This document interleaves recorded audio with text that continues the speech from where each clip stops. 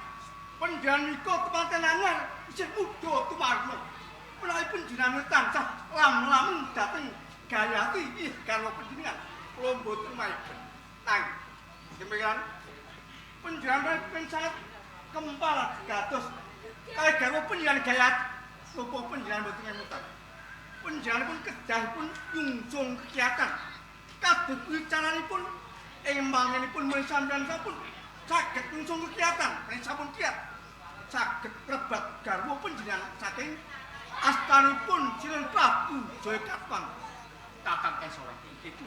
Napa leres anggenipun aturipun Kakang Namu? Den Mas Wijaya. Menawi saking pamanggih kula, leres aturipun Paman Kinsora. Menawi panjenengan menika kekes ing penggalih nengenaken bab kapribaden, ngiwaken bab praja.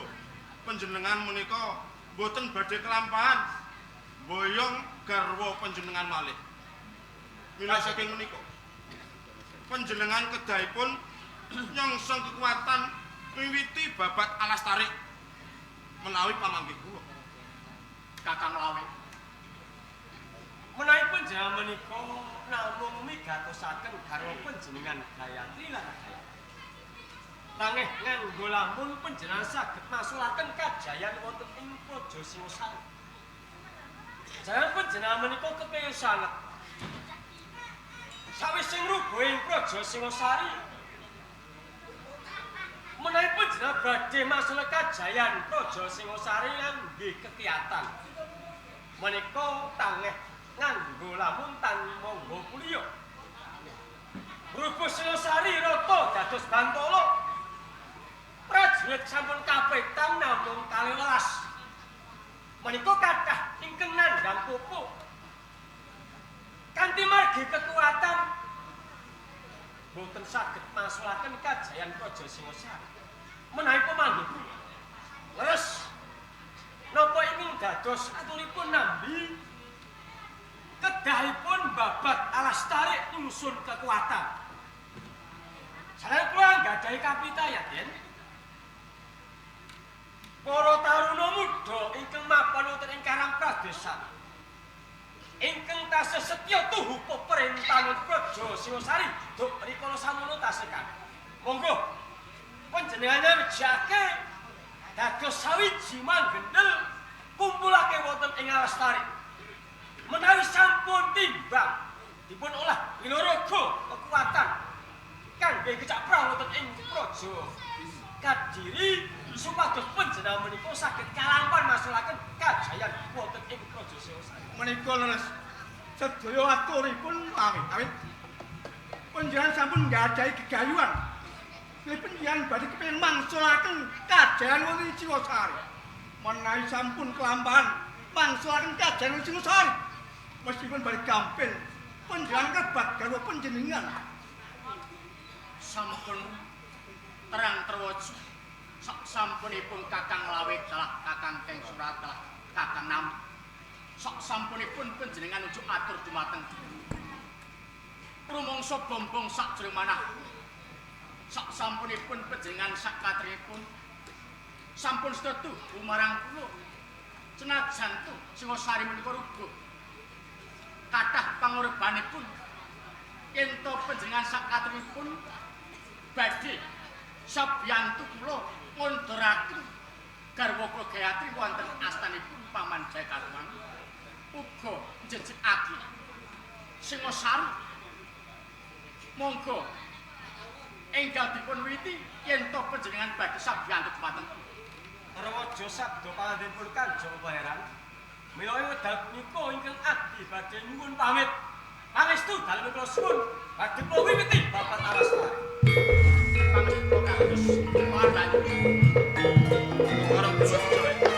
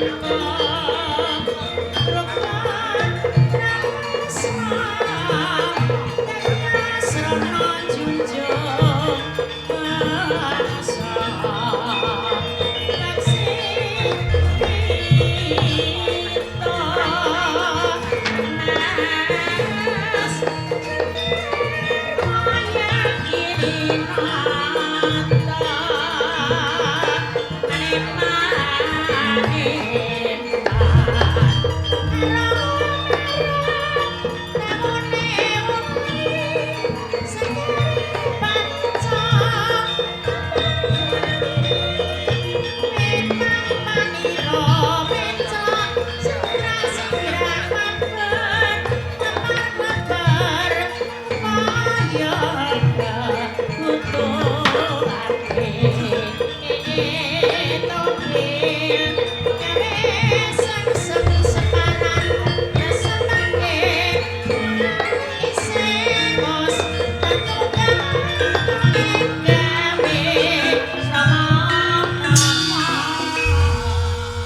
para laskar ana ing Praja Singosari. Muni dawuh sabda pangadikane Kanjeng Pangeran Raden Wijaya anggone wiwiti babat Alastari enggal diwiwiti apa sumadya kabeh bebono uga bedhawa wis mbok sumtiyake.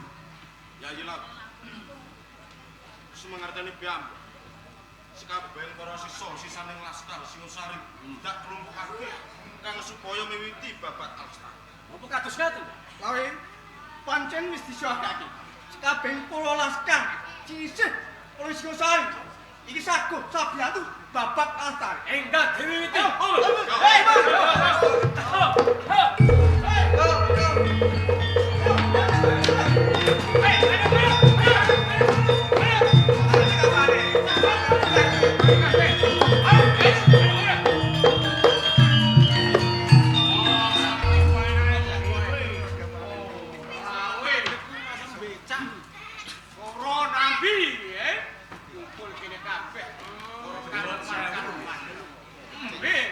Panjenengan punggawane praja. Yo, bener. Panjenengan boten kula undang. Panjenengan nggih boten kula kabar. Panjenengan tumakok putri Alastari napa badhe sampeyan? Lawe Alastari iki isih ladang Kediri ya. Kula ngertos. Kenapa aku kok timbali ya? Panjenengan kedah mangertos. Rikala semanten Dimas Wijaya menika sowan wonten ing Praja Kadiri. Iya. Laras padha dipun paringi Alastari. Menika sampun cetha. Bilih Alastari menika sampun anggadhahi tawi anggadhahi Dara tos wis enek sing duwe. Sing duwe ora liya mung Dimas Wijaya. Mbuh kuwi dibabat, mbuh digawe kutha, mbuh kanggo pesanggrahan, kuwi ora urusan. Lawe kowe kudu ngerti. Wijaya kon dumunung ana ing Alastari iki kon dedongko ora kon babat. Kok babat mengko dadi negara kowe bakal ngusung tenan. Lawas Ing kono lantik panggai kamu. Bener apa sih kok ada? Kan wis kelakon. Alastari apa, Pak? Pancen Dimas Wijaya arep nyungsung kekuatan. Nah, yen wis kuat nyungsung marang ruboke ora bojo iki. Aja-aja aku sombong ya. Aku sing wakili. Sopo? Tenane aku pangeran ana ing kabupaten. Iya benar. Yen pancen kepengin mbok bacotke anggonmu kepengin babat Alastari. Mula ning papan kene sing dadi pepalang ora ana liya. Arda rajan sakabeh prajurit. Raja-raja. Rumangsa kowe dadi pangeran ana ing Praja Kadiri. Putra marang Jaya Katua. Kowe nggunakake panguwasamu, sapa sing bakal miwiti babat musuhmu? Mung kowe ngono. Sing ora mengandang raja. Kepiye? Ciro. Kowe uga melu